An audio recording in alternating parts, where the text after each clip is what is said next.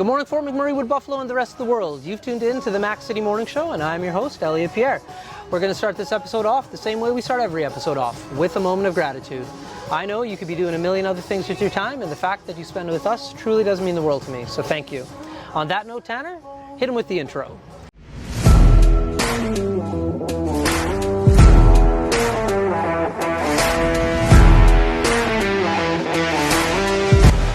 How's it going, you guys? It's Jake White, JJW, coming at you from Norrell Toyota in Fort McMurray. Just wanted to say hi and come on down, check the place out. Hi, my name's Richard. I'm the service manager here at Norrell Toyota. Hi there, I'm Adam. I'm here at Norrell Toyota. I'm a product advisor. Hi, I'm Cass. I'm the appointment coordinator. Happy to help you.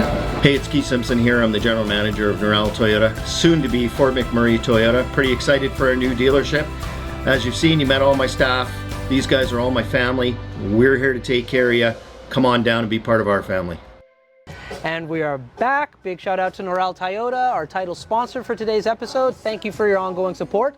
As you can see, we are not on the set of the Mac City Morning Show. We are somewhere else. I'm not going to tell you where I am, and as per usual, I'm not going to introduce my guests because they can do a better job at both of those things. So can you please tell everybody at home who you are, where we are? Hey everybody, my name is Kennedy. I'm a server here at the Banquet Bar located in Fort McMurray. I've been a server for about a month here, but I worked here previously a year ago as an expo. Okay. So glad to be a part of the team again. What is Expo? I don't know what that means. Expo. So here we have different levels of girls that are trained. Expo, bring up the food. We have a huge team here. We have servers, bartenders, Expo. We have porters. There's a big team of us that help, run the banquet. Okay. Yeah. And today the reason we're filming is there's a party going on tonight, brought to you by Splash and Dash. Definitely check them out. They do a detailing service. It's amazing. It's a groundbreaking idea. I'll talk about them a little bit more in the episode. But so there's an event happening here tonight. Yes. And so how is that going to go with other people coming in and sponsoring events? So whenever the companies come in, they come on in. We have a huge party like the Splash and Dash. We have some guests coming in to perform tonight, to have like a little party, throw some good music, some DJ. We usually have a lot of people here on the weekends, but our events can get really big. Okay. Yeah, so we love having people come on down, supporting our events, having a good time, especially with this wicked weather that we're having. Okay. Yeah.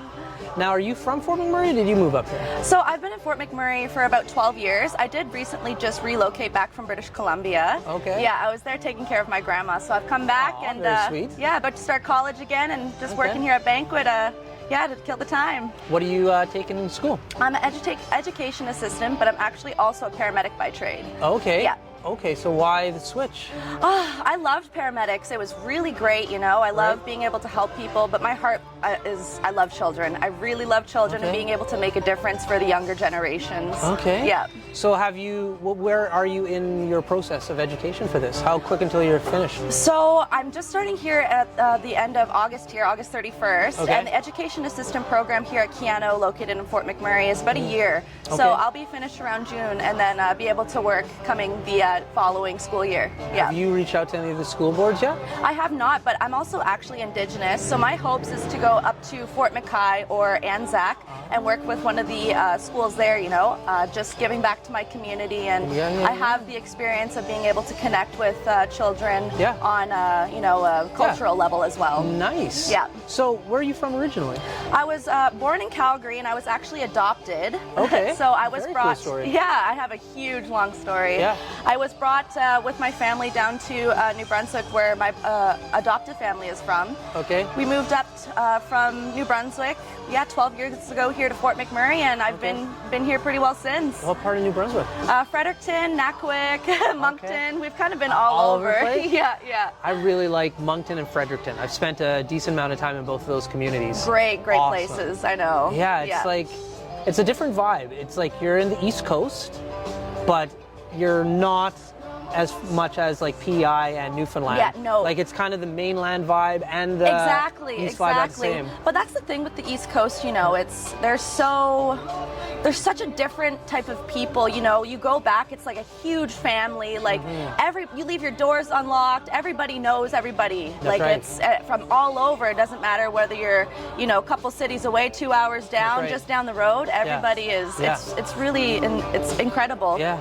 So you moved out here 12 years ago. Yeah. I'm assuming you were in school when you first got here? Yep, so I'm actually only 22, so Okay. I moved here when I was 12 Okay. with my family. So I grew up here throughout the high school Right. and then now into college, so Me and Tanner, the producer, isn't he? yeah. We have an ongoing thing when people go to high school here because we went to different high schools. Yep. What high school did you go to? Oh, I went to two of them. I went to Holy Trinity at first, Okay. and then I actually ended up making the switch over to Westwood. Oh. Yeah. Okay, well, I went to Merck and Tanner went to Cobb, so you didn't go to either one of the schools. Yeah, no. So you're not helping us out at all today. What was the reason for your switch?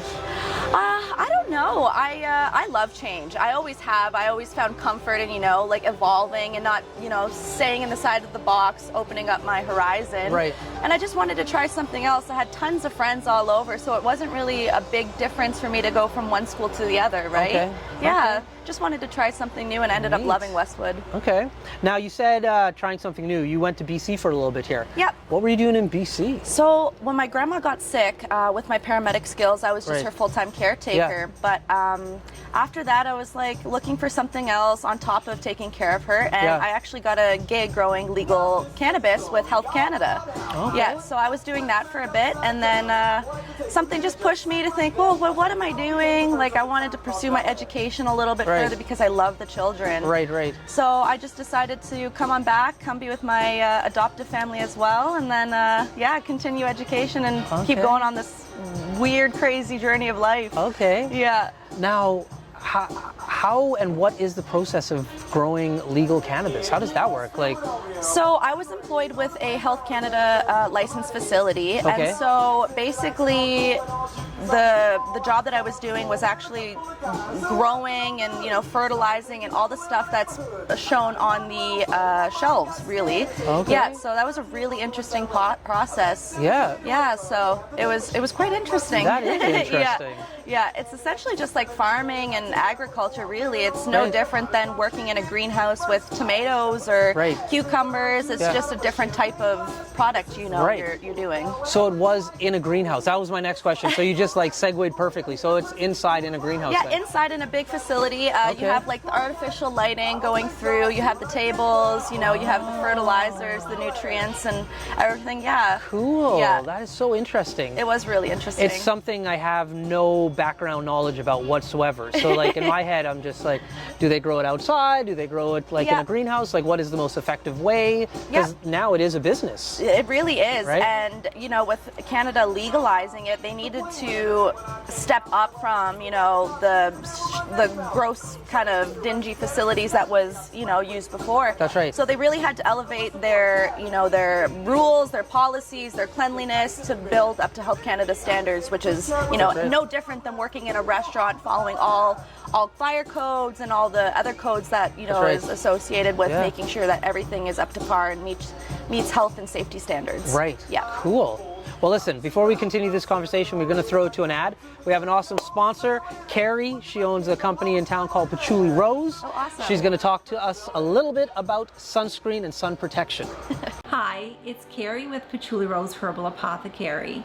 I know our summer is coming quickly to an end. And during the summer, we always think of applying our sunscreen, but sunscreen is a product that we should be using every day of the year to protect our skin against harmful UVA and UVB rays, also against premature aging. I have a product called Dandelion Harvest, which is moisturizing, anti-inflammatory, and is great for anti-aging. You can use this every day of the year, and it's very moisturizing. If you want to check this product and any of my other products out, please go to Patchouli. All right, and we're back. Thank you, Carrie. We love having you as a sponsor. Thank you. And hey, it's summer, it's hot. Don't forget to put on that sunscreen. So you're registered now in Keano College to go into this program. You want to go work up north. Yep.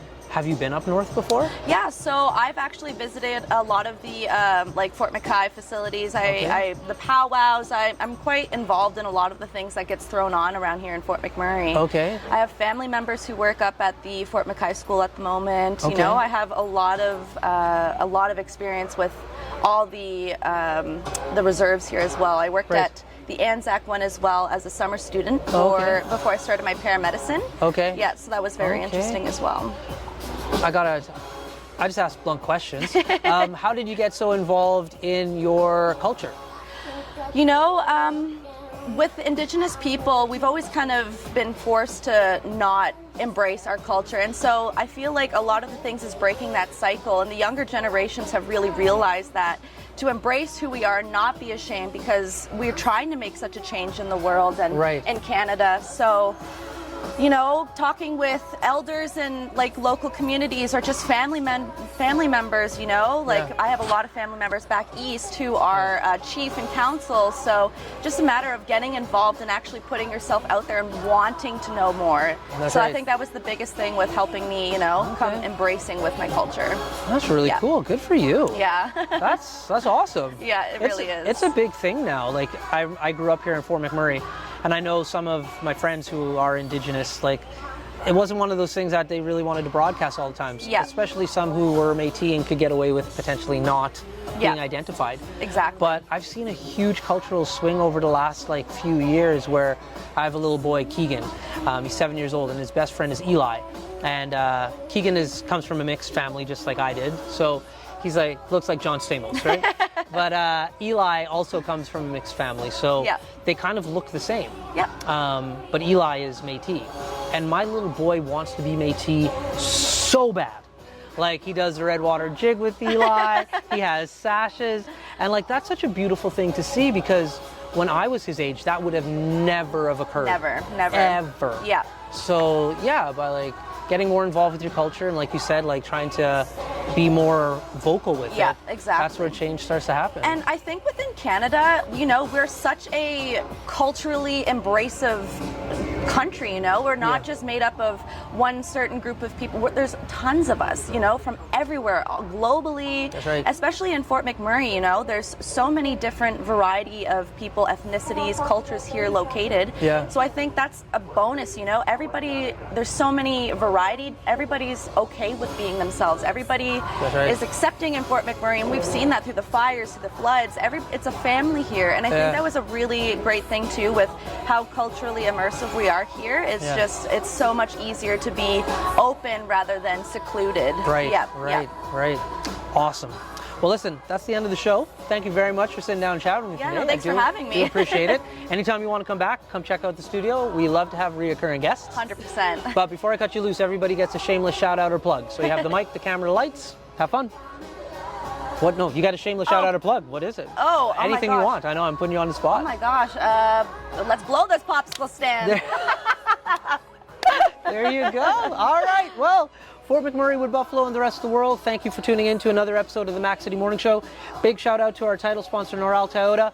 Big shout out to Splash and Dash for throwing this event. If you don't know about Splash and Dash, they're an awesome car and detailing facility. Not a facility. They actually show up to your house when you're sleeping, and then they give it back to you when you wake up. So check them out. I think there's probably going to be a little ad at the end of this. And last but not least, thank you, Carrie from Patchouli Rose, for telling us all about sunscreen today. Go check out her business and support her.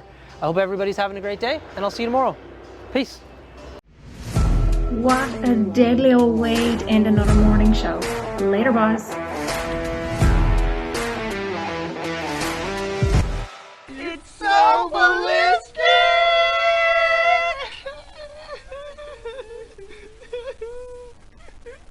Talk about quenching your ugly thirst.